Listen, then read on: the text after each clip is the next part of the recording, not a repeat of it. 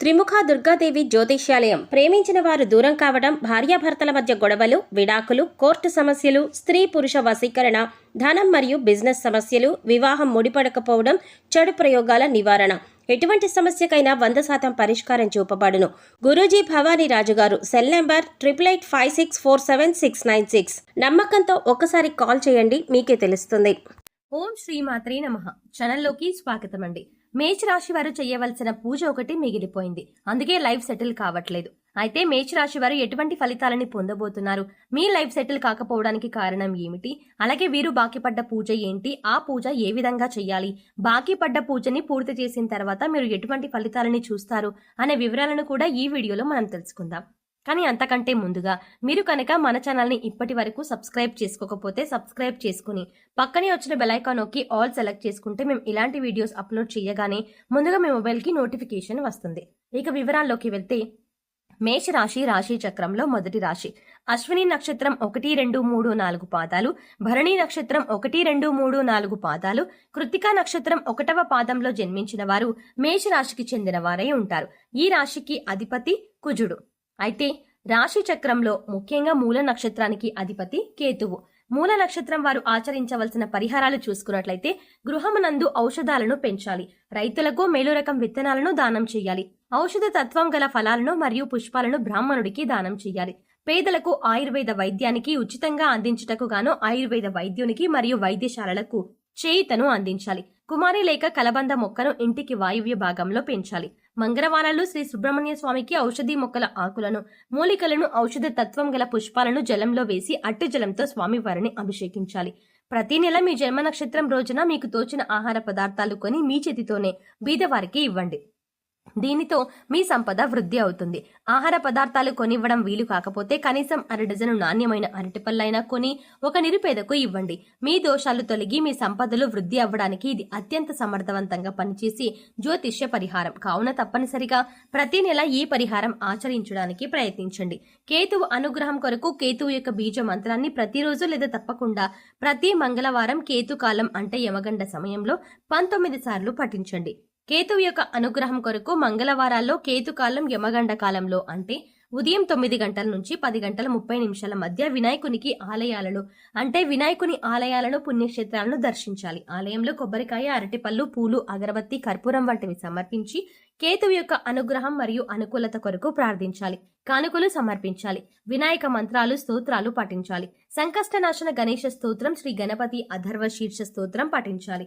మంగళవారాల్లో మరియు ప్రతి నెల ఆర్ధ నక్షత్రం ఉన్న రోజులలో ఓం రుద్రాయ నమః మంత్రాన్ని 108 సార్లు పఠించాలి.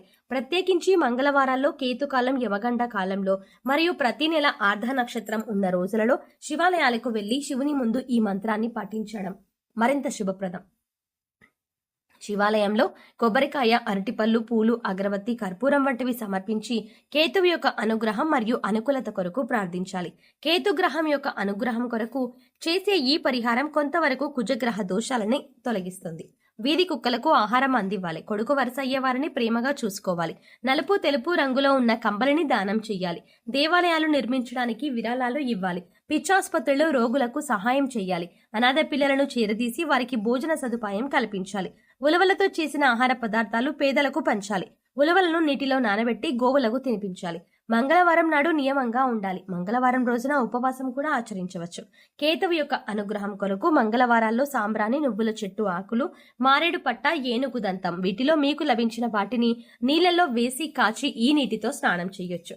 కేతువు యొక్క అనుగ్రహం కొరకు మంగళవారాల్లో వైడ్యూర్యం, నువ్వుల నూనె, శాలువ, కస్తూరి, ఉలవలు, ఎరుపు రంగు లేదా బ్రౌన్ రంగు వస్త్రం మరియు ఆర్థిక విరాళాలు వీటిల్లో ఏదైనా ఒకటి దేవాలయాలు, ఆలయ పూజలు, అనాథ శరణాలయకు మరియు అత్యంత పేదరికంలో ఉన్న వ్యక్తులకు దానం ఇవ్వండి.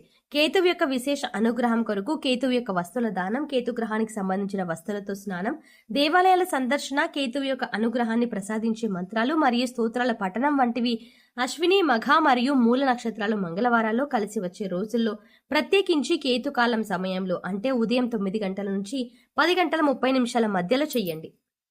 మంత్ర జపం రాత్రి సమయంలో చేయడం శుభప్రదం. ఇలా వీలు కాకపోతే మీకు కుదిరిన సమయంలో చేయవచ్చు. కాకపోతే ప్రతిరోజు ఒకే సమయంలో మంత్ర జపం చేయాలి. స్నానం చేసి శుభప్రదమైన సాంప్రదాయ బట్టలు ధరించి తూర్పు దిక్కున కానీ ఉత్తరం దిక్కున కానీ చూస్తూ ప్రతిరోజు ఒకే చోట మంత్ర జపం చేయాలి. బీజ మంత్రాలను బిగ్గరగా పైకి పలకకూడదు కాబట్టి మనసులోనే మంత్ర జపం చేసుకోవాలి. పూర్వాషాఢ నక్షత్రం అధిపతి శుక్రుడు. మీరు ఆచరించవలసిన పరిహారాలు నీటి పుష్పాలు మరియు పండ్లు గ్రామాలకి తూర్పు దిశలో గల దేవాలయంలో పూజార్థమై బహుకరించాలి. తూర్పు దిశలో దేవాలయాలు లేనట్లయితే గ్రామంలో గల ఏదేని ఒక దేవాలయంలో బహుకరించాలి.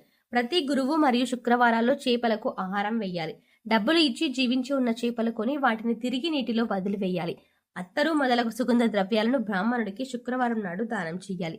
దేవాలయాలకు అగరవత్తులు అలాగే ఇతర సుగంధ ద్రవ్యాలు, గులాబీ బిలము మరియు గులాబీ జలంతో పాటు విగ్రహాలకు అలంకరణకి కావలసిన సామాగ్రిని కొనివ్వాలి. అంటే జాలరులు.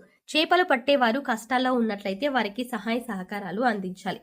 ఇక అంతేకాకుండా శుక్రగ్రహం వల్ల కష్టాలు రాకుండా ఉండటానికి శుక్రుని అనుగ్రహం కొరకు శుక్రుని యొక్క బీజ మంత్రాన్ని ప్రతిరోజు లేదా తప్పకుండా ప్రతి శుక్రవారం 16 సార్లు పఠించండి. శుక్రవారం యొక్క అధిష్టాన దైవం శ్రీ మహాలక్ష్మి అమ్మవారు. శుక్రుని యొక్క అనుగ్రహం కొరకు శుక్రవారం రోజుల్లో అమావాస్య తిథుల్లో శ్రీ మహాలక్ష్మీదేవి అమ్మవారిని పూజించాలి.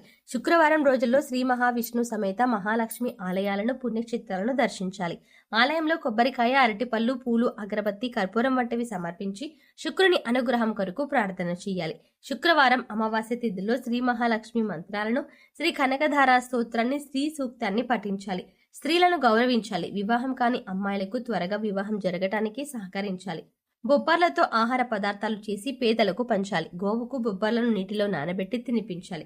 శుక్రవారం నాడు నియమంగా ఉండాలి. శుక్రవారం రోజున ఉపవాసం కూడా ఆచరించవచ్చు.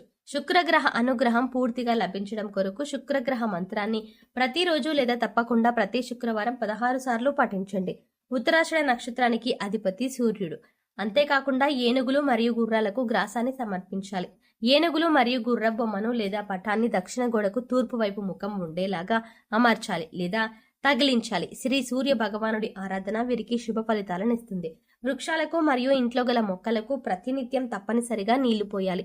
ఏనుగులకు అరటి పండ్లను తినిపించాలి. గోధుమలు, బెల్లం, మంచినెయ్యితో వండిన పాయసాన్ని శివుడికి నివేదన చేసి స్వీకరించాలి. సూర్యుని అనుగ్రహం కొరకు సూర్యబీజ మంత్రాన్ని ప్రతిరోజు లేదా తప్పకుండా ప్రతిసార్లు 7 సార్లు పఠించండి. సూర్యుని అనుగ్రహం కొరకు శివాలయాలను, శివుని పుణ్యక్షేత్రాలను ఆదివారాలు దర్శించండి.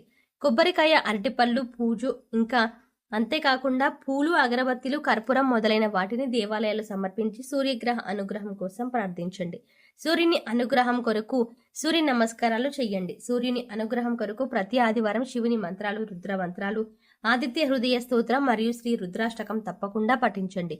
సూర్యుని అనుగ్రహం కొరకు ఆదివారాల్లో కుటుంబం పూలు, రక్తచందనం, అలాగే మనిషిల, ఏరకులు, ఇంకా దేవదారు, వట్టివేలు, ఎస్టి మధుకం, ఎర్ర పుష్పాలు, ఎర్రగన్నేరు పువ్వులు వీటితో మీకు లభించిన వాటిని నీళ్ళలో వేసి కాచి ఈ నీటితో స్నానం చేయాలి. ఆదివారాల్లో ఎరుపు మరియు కాషాయ రంగు దుస్తులను ధరించాలి. సూర్యుని అనుగ్రహం కొరకు శుభతిథి ఉన్న ఆదివారాల్లో గోధుమలు, బెల్లం, కండచక్కెర, కంచు, రాగి, రక్తచందనం, పద్మాలు మరియు ఆర్థిక విరాళాలు వీటిలో ఏదైనా ఒకటి దేవాలయాలు, ఆలయ పూజారులు, అనాథ శరణాలయాలు మరియు అత్యంత పేదరికంలో ఉన్న వ్యక్తులకు దానం ఇవ్వండి. లేదా మీకు ఇవ్వగలిగినంత ఆర్థిక విరాళం ఆన్లైన్ చెల్లింపు ద్వారా ఏదైనా ప్రసిద్ధ ఆలయానికి పంపండి. సో చూసారు కదండి, మేషరాశి వారికి కెరీర్లో అభివృద్ధి పొందడానికి, అలాగే మీరు తలపెట్టిన ప్రతి పని పూర్తి అవ్వడానికి, ప్రతి విషయంలో మీరు ముందు ఉండడానికి ఈ రాశి వారు ఏ పూజ చెయ్యాలి, అంతేకాకుండా ఈ వంశాలతో పాటుగా ఈ వీడియోలో మనం వివరంగా తెలుసుకున్నాం కదా. ఈ వీడియో మీకు నచ్చినట్టయితే లైక్ చేసి మీ ఫ్రెండ్స్ అండ్ ఫ్యామిలీ మెంబర్స్లో మేషరాశి వారు ఎవరైనా ఉంటే వారితో మర్చిపోకుండా ఈ వీడియోని షేర్ చేసుకోండి. అలాగే ఇప్పటి వరకు మన ఛానల్ని కనుక సబ్స్క్రైబ్ చేసుకోకపోతే సబ్స్క్రైబ్ చేసుకొని పక్కనే వచ్చిన బెల్ ఐకాన్ నొక్కి ఆల్ సెలెక్ట్ చేసుకుంటే మేము ఇలాంటి వీడియోస్ అప్లోడ్ చేయగానే ముందుగా మీ మొబైల్కి నోటిఫికేషన్ వస్తుంది. మరో చక్కటి వీడియోతో మళ్ళీ కలుద్దామండి. ఓం శ్రీమాత్రే నమః.